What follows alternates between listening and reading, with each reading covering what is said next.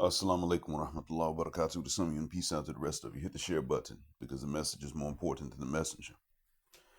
I'm not going to lie to you, my people. This story time 13 is going to be my own narration. I don't think you'd even want anybody else to narrate this one. And that's because this wasn't emailed to me. This played out right in front of me. Yesterday,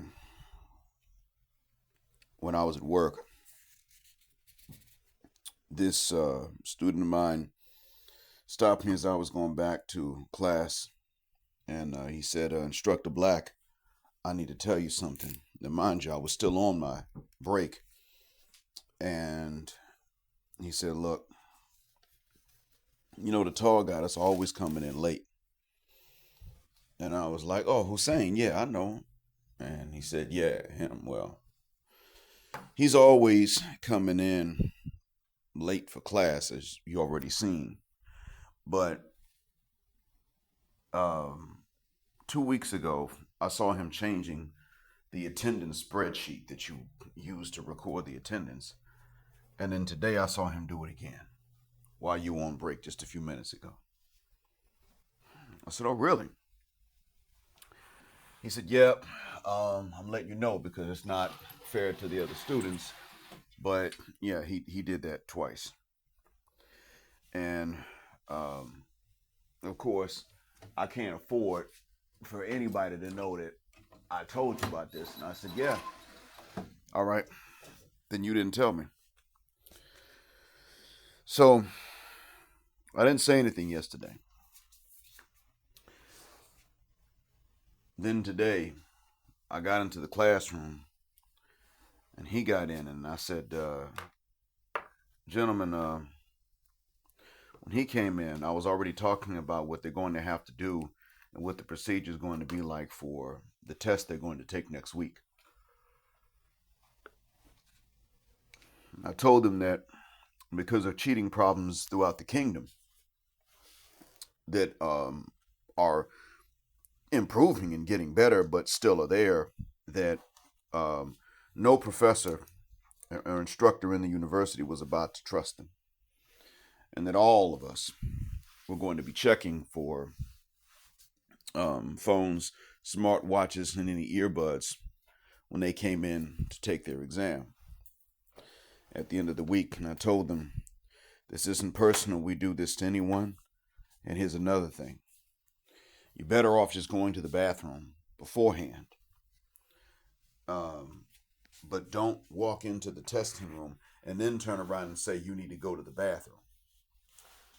Use the restroom before you come into the testing room, or you hold it until you're done, because when you leave, take your phone with you anyway, you're done. You can't come back in. We don't believe this stuff anymore. And so the students then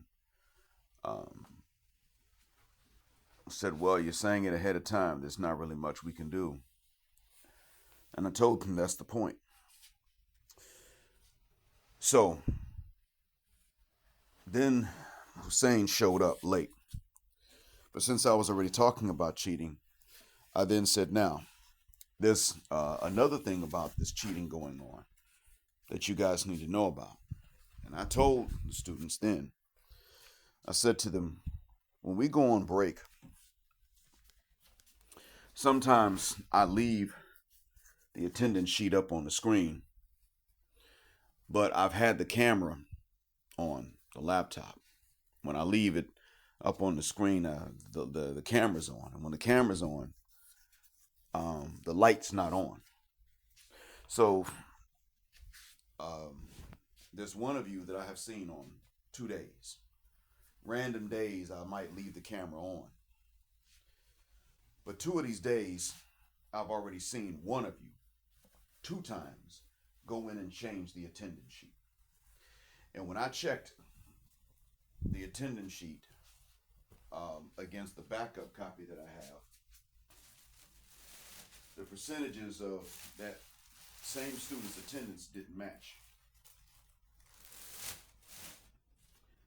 And I said, went ahead and told the class, without telling them that it was Hussein's old stankin' trifling ass that did this.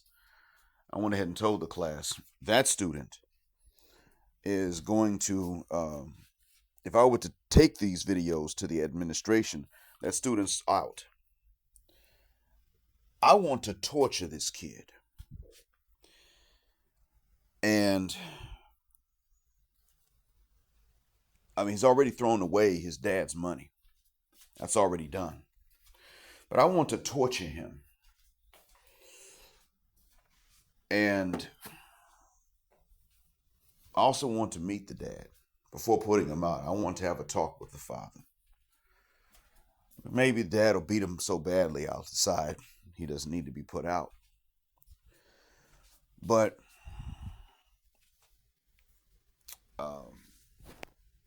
the student knows who he is.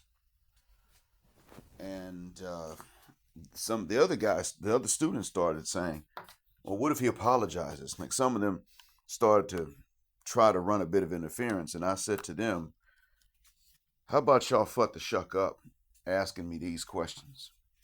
What you need to focus on is why you won't do this dumb stuff. You don't need to focus on convincing me to be merciful to this kid.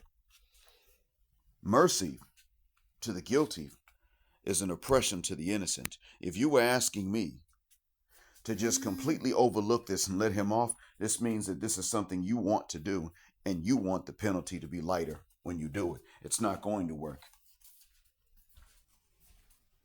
There's going to be a very big divide in the treatment. And I'm going to remind you that I do not treat all the students equally. The rules are equal, but I don't treat the students equally because the students don't behave equally. You have a classmate that while I have been on break, not in the classroom, has come up here more than once, twice that I know of, maybe 4 or 5 times. And I'll check some more videos to see. But that has come up here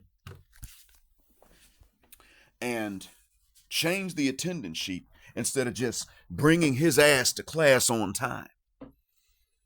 He misses days, misses hours, and then sometimes just comes in late. But then wants to change it instead of just sitting his ass down and taking what he deserves. And the thing is, the attendance is not where the grades are calculated anyway. That doesn't make a bit of difference. The attendance affects the grades indirectly. The students that are not here don't get the information. Even if they change the attendance records, it doesn't help their grades. And they miss the information, so they miss the right answers on the exams. So that's where their grades suffer. It's what they were not here to learn that hits their grades. People don't seem to understand it. And I told them, this student is a student that doesn't belong in the advanced level anyway. And then he came to me and asked me about attendance before, but while he asked me about that, he's never asked me any questions about English, but he's not ready for this level. What is he doing in this level? But he doesn't have questions about English, but he doesn't understand it. But he wants to ask me about attendance. And you guys want to run interference for him? Fuck the shuck up and take this lesson. He got busted. If you ninjas did this and I bust you, the same thing will happen.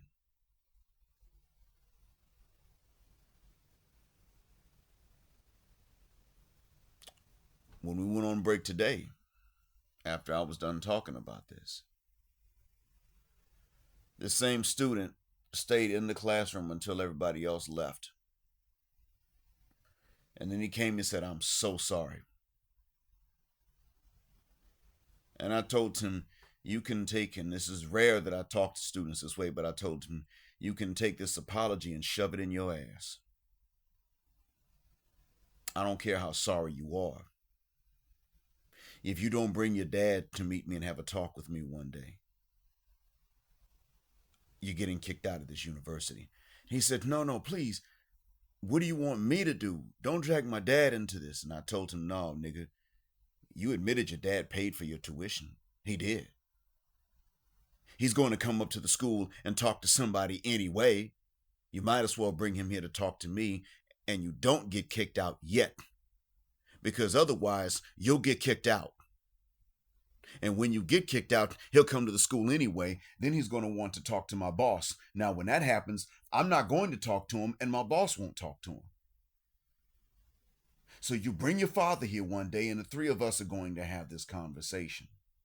And I'm going to tell him what you did, and how unprepared you've been, and how your classmates are in here studying and working and coming prepared and fixing mistakes. And here you are coming in without studying, without practicing, and then asking me about attendance.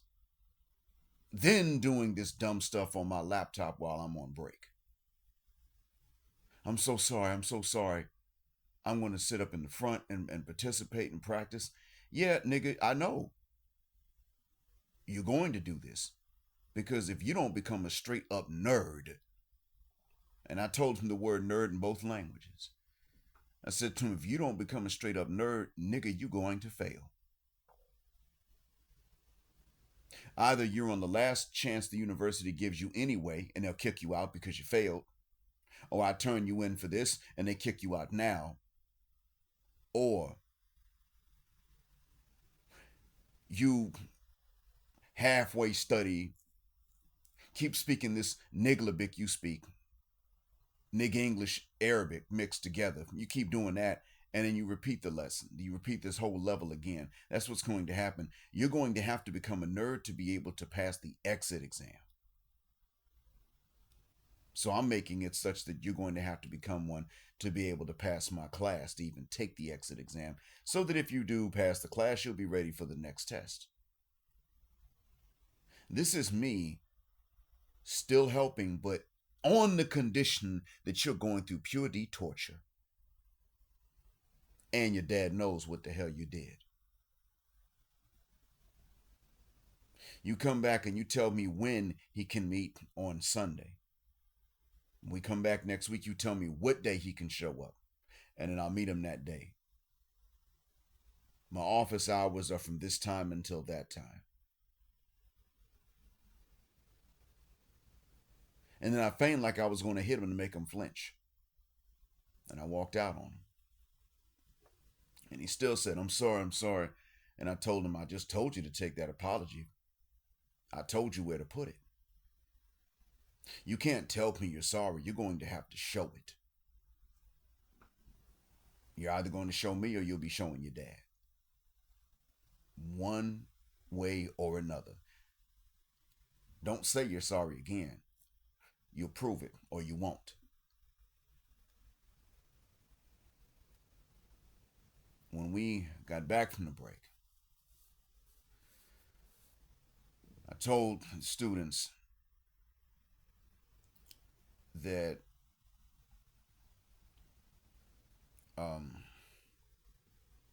some of them asked me, well, there are a bunch of us absent today. Is the one that changed the attendance sheet here? I said, oh yeah, he's sitting in here today. And don't ask me who he is, or else I'm going to, if anyone asks me who he is, I'm going to tell the class it's the one that asked.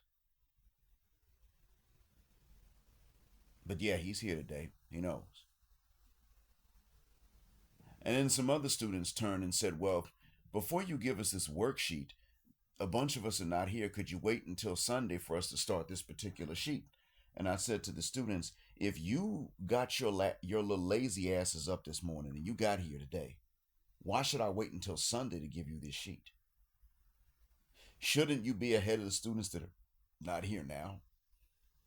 Well, we had a holiday this week, and it's Thursday, and they may have wanted to take an easy weekend. Yeah, well, so did you.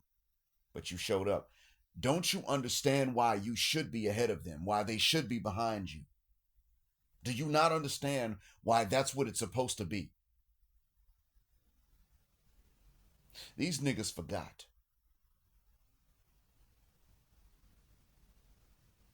They think that people who make sacrifices are not supposed to get more than those who don't make them, even when they're the ones who show the discipline and make the sacrifice.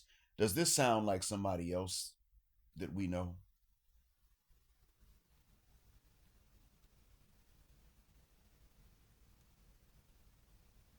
Don't we know of a group of people in which the underachievers try to ridicule the achievers and tell them to slow down instead of at least making an honest effort to catch up?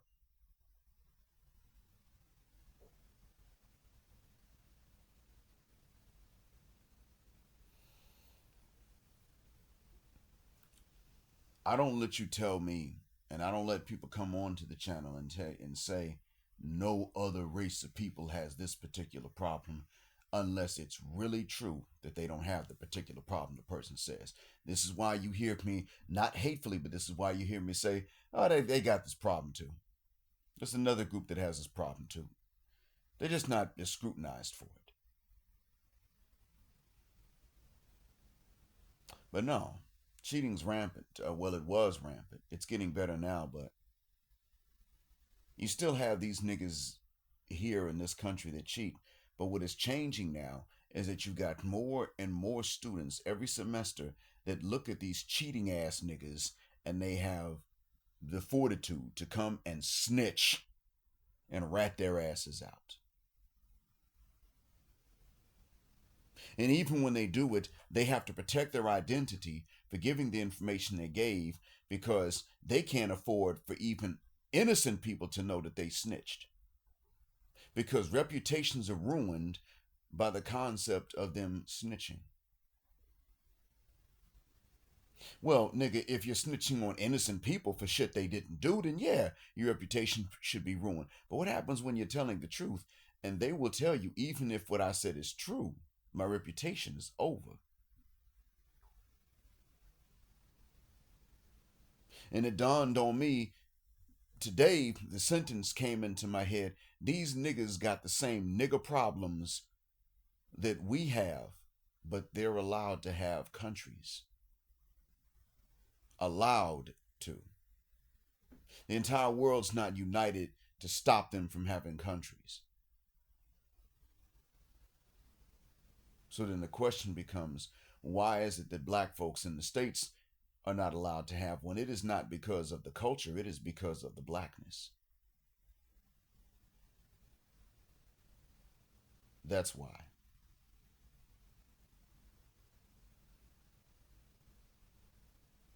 When these white supremacists sit up and say it's not color, it's about culture, they might even think that they're telling the truth when they say it, but it's really about color. It truly is. If the average Arab was as dark as the average African or African American, what do you think would have happened the day that they discovered oil?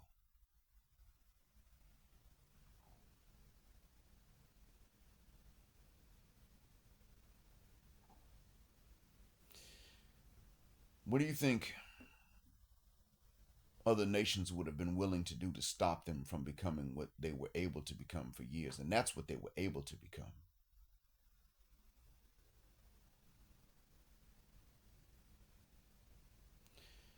Do not say on my channel or even on someone else's channel unless you are very sure of the veracity of your statement that no other group of people has a particular problem that we have. Don't do that. These are some of the preachiest Muslims on the planet. But they're just now getting to a point in which, to better their society, students that are honest are willing to snitch on rat bastard students that are dishonest so that their country does not remain underdeveloped in comparison to its potential. This is just now beginning to happen because they've had a no snitch culture for God knows how long. It's just now getting started.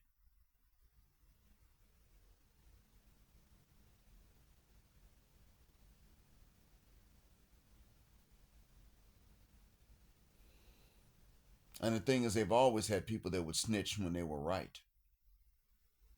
People that have been right about something have always had folks willing to betray them and snitch on them when they've been wrong, been crooked.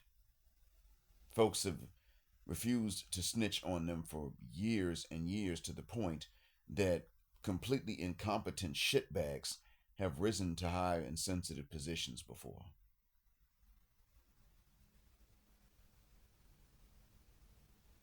That's why I'm telling you about this.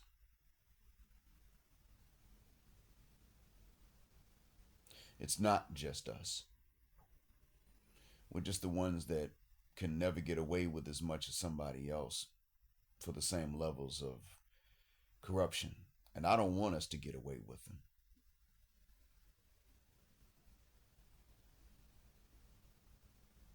What I want is for us to understand the situation for what it is. What I want is for us to realize that we don't even behave inferior to other groups of people in many cases and in many instances.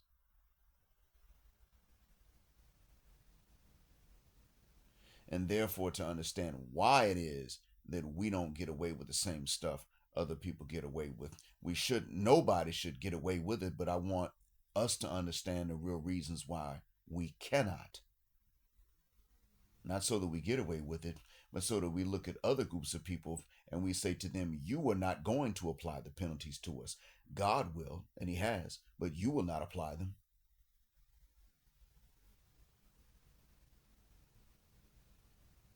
Because you're not applying them based on choices we've made. You want to apply these penalties based on something we don't control. And we don't accept that.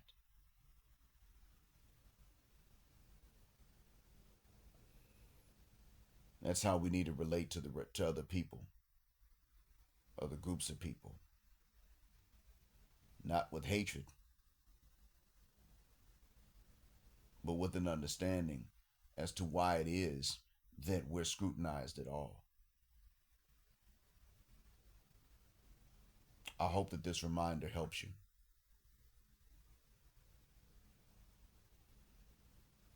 And I thank you for listening. And as always, black heart, black mind, black out. Assalamu alaikum, and black heterosexual non-select male power just because they don't like it. And black patriarchy until extinction of Judgment Day. Thank you for flying with us again here on Jet Black Air, where the phrase jet black is also a verb. Keep Jet Black with us until the wings and the wheels fall off. Gender, justice, forever.